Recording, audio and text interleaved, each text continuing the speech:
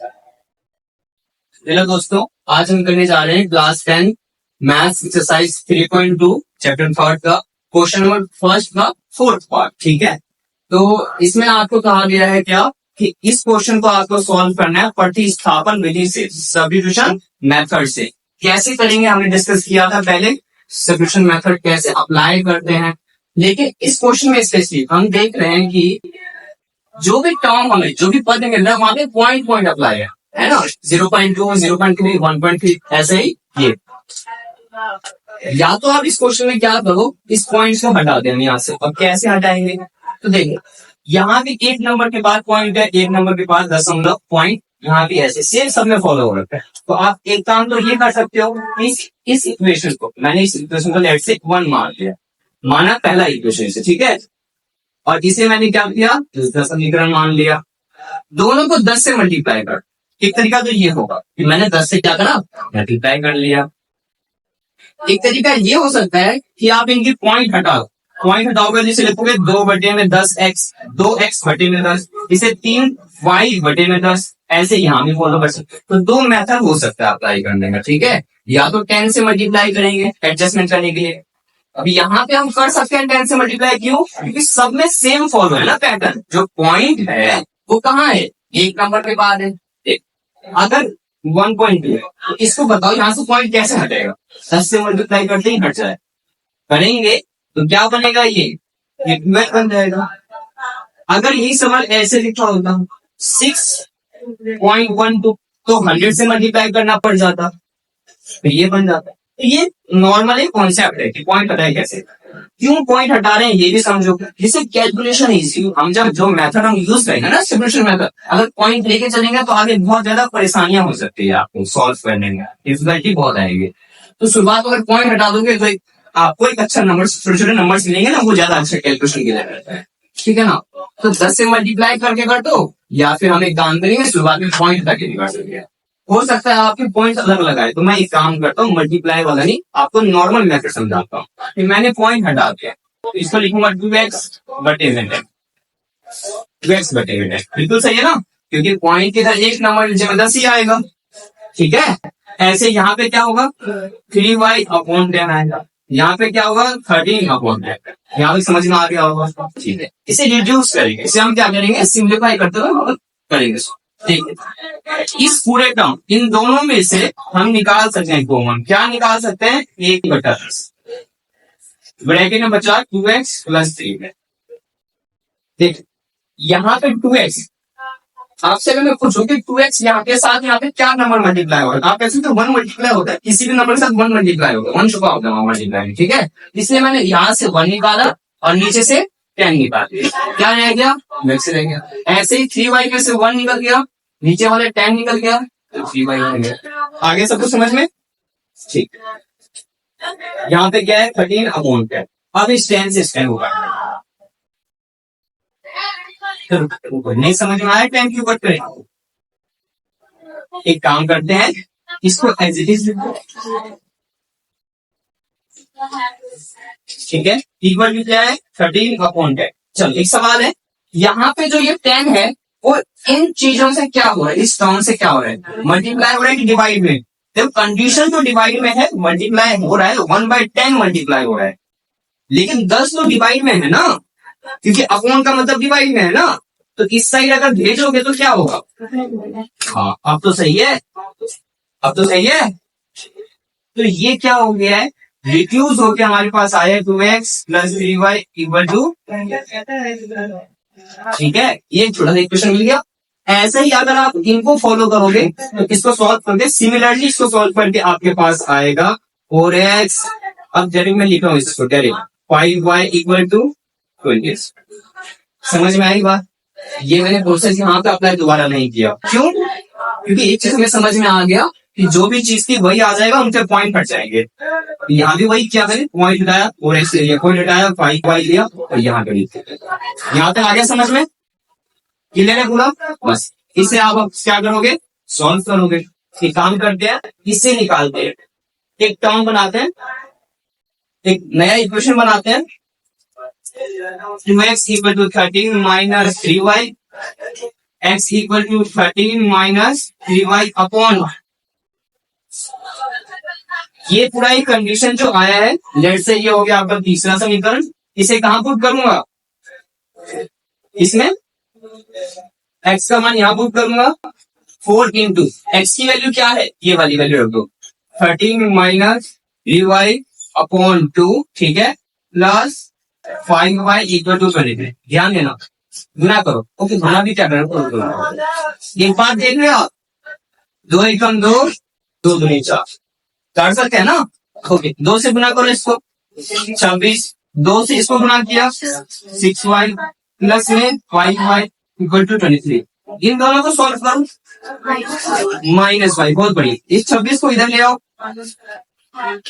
Minus 26, minus Y solve किया, -3, negative से negative cut हो गया, y की वैल्यू 3 आई। कोई डाउट है यहाँ तक, पूछो, अगर कोई स्टेप नहीं समझ में आया तो। नया चीज आपके लिए क्या था इस सवाल में, ये वाला एक कॉन्सेप्ट जो मैंने आपको कहा, यहाँ भी सेम फॉलो कर दिया, हमने डायरेक्ट लिख दिया, ठीक है। उसके बाद इससे मैंने क्या करा, x की वैल्यू क्या करा, y के टर्म में, y के बाद में x की वैल्यू निकालिया, उसको क्या करा, इधर रख दिया, सॉल्व किया, y की वैल्यू आके, अब इसे क्या रखूंगा, तीसरे तो सही बात है, ठीक है, तो यहाँ पे हम रख देते हैं इसको, यहाँ रख देते हैं x equal to 13 minus 3 into y की वैल्यू 3, अब वन में x equal to 13 minus 3 9 upon 2, ठीक है, 13 में से 9 गया 4 अपॉन 2, इसको सॉल्व करोगे x की वैल्यू 2 आई, ठीक है ना, तो x आ गया, y आ गया, ठीक है, क्रॉस चेक करना था, कर सकते, कोई बड़ी बात नहीं है। 2 को देखो मल्टीप्लाई करो, 0.4 आएगा, 3 को इससे मल्टीप्लाई करो, 3 से 9 0.9 आएगा, 0.4 0.9 ऐड करोगे 1.3 आएगा, सॉल्यूशन है उसका, हल है ये, ठीक है। इसी को यहाँ भी पुट करो, 4 2 जा 8, 0.8 आएगा, 5 3 जा 15, देखो 0.8, 5 दिया 15, 1.5 ऐड करो, 2.3 आ गया ना, मेरा 2.3, ठीक है। क्रॉस हमने चेक भी करा, सही की गलत है, जरूरी भी है चेक करना, ठीक है, इसे नोट डाउन करिए, ओके, आगे करेंगे नेक्स्ट क्वेश्चन।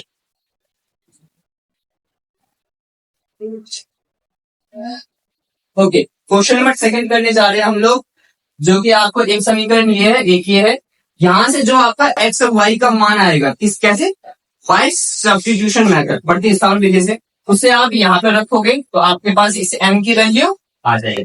बहुत ही सिंपल तरीके से करेंगे, कोई दिक्कत की बात नहीं है। चलो यहां से हम निकालते हैं क्या, थर्ड इक्वेशन, ये हो गया पहला इक्वेशन, ये हो गया दूसरा, है ना, ठीक है। समीकरण तीसरा बनाते हैं, इस समीकरण को ले लेते हैं, चलो, तो 2x इक्वल टू 11 माइनस, हमने क्या करा, y वाले पद को इधर लाया है,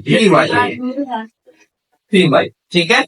उसके बाद क्या करेंगे, इस 2 को 2 को कहां भेजेंगे, डिवाइड में, बाद में भेजेंगे, ये क्या बन गया, तीसरा समीकरण बन गया, है ना। इसे कहां पुट करेंगे अब, इसमें, यहाँ पुट करने से क्या होगा, तो देखो तीसरा समीकरण है हमारा x इक्वल टू समथिंग, मतलब y के टर्म में, तो इसमें रखने के बाद आपका y की वैल्यू होगा, ठीक है, रखते हैं, तो 2 गुना, क्या लिखना भी होता है यहाँ पे, put the value of x in equation second, x का मान समीकरण 2 में रखना, ठीक है, ओके, तो x की वैल्यू ये पूरी रख दो, 11 minus 3y upon 2 minus 4y equal to, एक बात आप देख रहे हो, ये देखो, ये 2 और ये 2 आपस में कट गए, टेबल में है, अगर नहीं काटोगे तो आप मल्टीप्लाई करोगे, बाद में बाद में कैलकुलेशन में आएगा, बैठेगा। हमेशा जब भी आप सिंप्लीफाई वाला सवाल करो, इसमें आपको सरल करना है, तो अगर आपको बाहर दिख रहा है कि डिवाइड हो रहा है, कर दो, आपके लिए बहुत अच्छा रहेगा, डिवाइड करने पर आपको बेनिफिट होगा, उसका कैलकुलेशन कम करना पड़ेगा, कम हो जाएगा आपको, तो 1 गुना ये पूरा सेम आ जाएगा ना, इक्वल टू माइनस, अब देखो ये दोनों माइनस के पद है ना, दोनों आपस में क्या होंगे, जुड़ जाएंगे, 2 माइनस आपस में क्या होते हैं, जुड़ जाते हैं, ये 11 इधर आएगा तो माइनस में आएगा, ठीक है, 2 माइनस के पद क्या होते हैं, आपस में जुड़ जाते हैं, -35 बिल्कुल सही है। अब देख, ये माइनस माइनस कट गया, 7 के पारे से ये कट गया, कितने बार में? 5 बार में। y की वैल्यू आ गई। इसे कहाँ पुट करेंगे? यहाँ y का मान समीकरण 3 में रखने पर लिखेंगे y का मान समीकरण, y का मान समीकरण 3 में रखने पर, अब रख देते हैं। कितना है y? 5, यहाँ भी रखेंगे 5, बचेंगे क्या है? 2। 11 में से 15 गया, -4 बचेंगे 2, काटो। चलो, 2 वैल्यूज आ गई। अब इन्हीं वैल्यूज को क्या करेंगे? इसमें रखेंगे, और इसमें रखने के बाद m की वैल्यू आ जाएगी। ठीक है, तो y की वैल्यू हमारी थी 5 बराबर m गुना x की वैल्यू -2 प्लस 3। देखो ध्यान से, 5, जो ये +3 है उसे इधर ले आओ, और यहाँ पे क्या है? -2 है। इसको सॉल्व किया, 2, देखो 2 इक्वल टू -2 है, ध्यान दे रहे हो? 2 इक्वल टू -2 है। देखो -2 m से क्या हो रहा है? गुना हो रहा है, इधर भेजोगे। ठीक है, कट करोगे, m की वैल्यू कितनी आई? -1। m की वैल्यू कितनी आई? -1। क्लास ध्यान दीजिए, क्वेश्चन 3 का फर्स्ट पार्ट करेंगे। ठीक है, आपको कहा गया है find, sorry, the difference between two numbers, the difference between two numbers is 26। कह रहा है दो संख्याओं के बीच का अंतर 26 है। दो संख्याएं हैं, उनके बीच का अंतर कितना है? 26 है। Okay, and one number is 3 times the other, find that. और जो एक नंबर है वो दूसरे का क्या है? 3 गुना है। फिर कह रहे हैं कि दो नंबर बताओ कौन से नंबर है? भाई ऐसे कौन से नंबर हैं जिनके बीच का जो डिफरेंस है, जो अंतर है, वो है आपका 26, और पहला नंबर दूसरे नंबर से क्या है? 3 गुना है। कोई एक नंबर है जो दूसरे नंबर का 3 गुना है, 3 टाइम्स है। ठीक है, जब भी ऐसी परिस्थिति आएगी तो आप क्या देख रहे हो कि दो चीजें आपको देखने में देख रहे हैं, दो नंबर्स की बात कर रहे हैं ना, तो एक को x मान लेंगे, दूसरे को y मान लेंगे। ठीक है, माना कि पहली संख्या x, पहली संख्या मैंने x मान ली, तो दूसरी संख्या y, मैंने एक को x माना, दूसरे को y माना। अब इस क्वेश्चन में एक बात है कि दोनों का डिफरेंस कितना है? 26 है। तो एक बात तो पक्का है कि एक बड़ा होगा दूसरा छोटा होगा, तभी तो 26 आएगा, है ना? कौन सा बड़ा है ये भी मेंशन करो हम, क्योंकि हम मान रहे हैं, हम लेट कर रहे हैं, तो बड़े वाला कौन सा हमें बताना पड़ेगा वहां पे। ये हमने कह दिया कि x is greater than y, मैंने ये लेके चला हूं। ठीक है, x को बड़ा माना हूं y से, समझ में आ गया? x is larger than y, number जो है। ठीक है, ध्यान देना। जो पहला परिस्थिति, जो फर्स्ट कंडीशन है, वो क्या कह रहा है कि दोनों का जो डिफरेंस है, दोनों का जो अंतर है वो 26 है। तो भाई बड़े वाले में से अगर घटाओगे छोटे को तभी तो 26 आएगा। ये हो गया आपका पहला इक्वेशन। समझ में आ गया बात? दूसरा कंडीशन देखो, और कैसी परिस्थिति, ये भी कहा है कि जो एक नंबर है दूसरे का क्या है? 3 गुना है, 3 टाइम्स है ना। अब बताओ कौन 3 गुना होगा? जो बड़ा होगा वही 3 गुना होगा ना। अब बड़े वाला बंदा, बड़ा जो नंबर है वो 3 गुना है, किसके 3 गुना है? दूसरे वाले के। दूसरा वाला तो y है ना हमारा, 3y, मतलब 3 गुना y। 3 गुना y को मैं 3y तो लिखूंगा। ये दूसरा कंडीशन हो गया हमारे पास। ठीक है ना, ये दो चीजें हमारे पास आ चुकी है। नहीं समझ में आया ये वाला? दोबारा बताता हूं, जो दो नंबर्स हैं उनमें से एक नंबर दूसरे का 3 गुना है, यही बात लिखा है। 3 टाइम्स है, तो मैंने, क्योंकि बड़ा मैंने किसको माना है? x को माना है। Let the number be x and first number be x and the second number be y। उसके बाद मैंने क्या यहाँ एक चीज मेंशन किया, क्या मेंशन किया? जो x है, x is greater than y, मतलब x वाले को मैंने क्या करा है? y से बड़ा लिया है। ठीक है, इसी परिस्थिति को देखते हुए मैंने दो ही आराम से बना पाया। समझ गए? बस इसको सॉल्व कैसे करोगे? समीकरण दूसरे में देखो x बराबर 3y, इसको यहां पुट कर दोगे, यहां पुट करोगे, है ना। चलो इसको सॉल्व भी कर देते हैं। x का मान समीकरण एक में रखने पर, ठीक है, इसकी वैल्यू को, x की वैल्यू को यहां पे रखो, 3y minus Y equal to 26, 3y में से y गया, 2y इक्वल टू 26, इसको काट दो, y की वैल्यू 13 आ गई। अब इसको समीकरण 2 में रखो,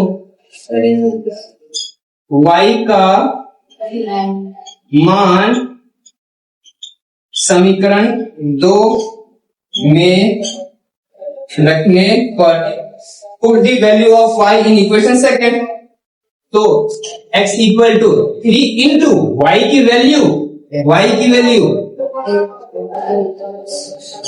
तो ये जो नंबर्स आए ना आपके, यही तो आंसर है। पहली संख्या 13 है, एक मिनट दो, पहली संख्या x मान है ना, तो 39 है, और दूसरी वाली संख्या 13 है, 13 है, ठीक है। अब लिखोगे लास्ट में, अतः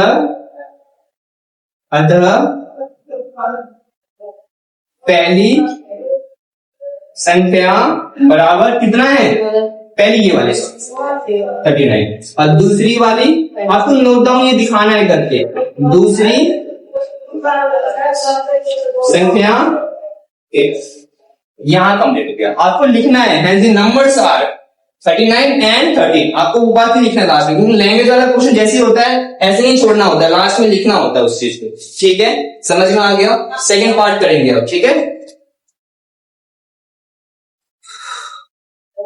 okay, second part question number 3 का, the larger of to supplementary angle exceeds the smaller by 18 degree, find that. ठीक, कह रहा है दो संपूरक कोण है, दो संपूरक है, सप्लीमेंट्री एंगल।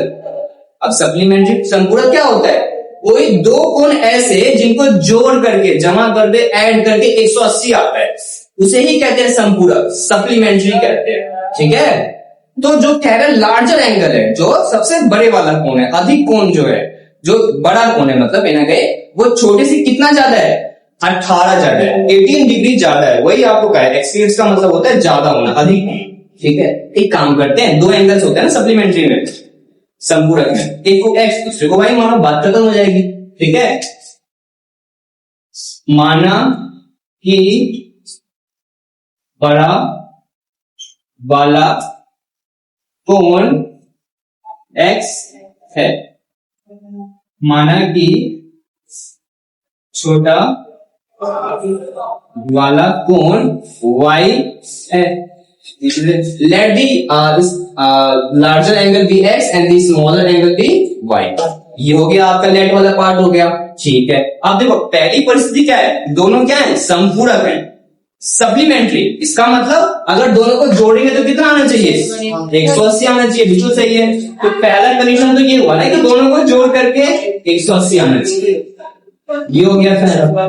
अरे क्वेश्चन ध्यान से पढ़ लो, किसी बच्चों को संपूरक का मतलब नहीं पता तो वही बता रहा हूं मैं कि ऐसे दो कोण जिसको जोड़ के 180 आए उसको सप्लीमेंट्री कहते हैं, संपूरक कहते हैं। अगर तुम्हें सवाल कहेगा कि दो कोण है, कौन से कोण है नहीं बताया, कितने कितने डिग्री के हैं ये नहीं बताया, लेकिन ये बता दिया दोनों कैसे हैं, संपूरक है। तो दिमाग में तुम्हारे क्लिक होना चाहिए कि संपूरक का मतलब है दोनों को जोड़ के 180 आए। इतनी बात आई समझ में, तो मैंने वही काम किया। दूसरी परिस्थिति ये है कि जो बड़े वाला कोण है वो छोटे से कितना ज्यादा है, 18 ज्यादा है। तो जो बड़े वाला कोण है वो किससे 18 ज्यादा है, छोटे वाले से, इसीलिए y प्लस 18 लिखूंगा ना। ये हो गया हमारा दूसरा कंडीशन। अब यहां में दिख रहा है ब्रेक की x equal to y plus 18 है ना, इसको यहां पुट कर देना, वहां पुट करोगे, सॉल्व करोगे, सॉल्व हो जाएगा, समझ गए। इसको सॉल्व आप खुद करोगे, ठीक है, ये खुद आप सॉल्व करोगे, मैं इसको यही छोड़ रहा हूं। नेक्स्ट पार्ट पे चलते हैं, ठीक है।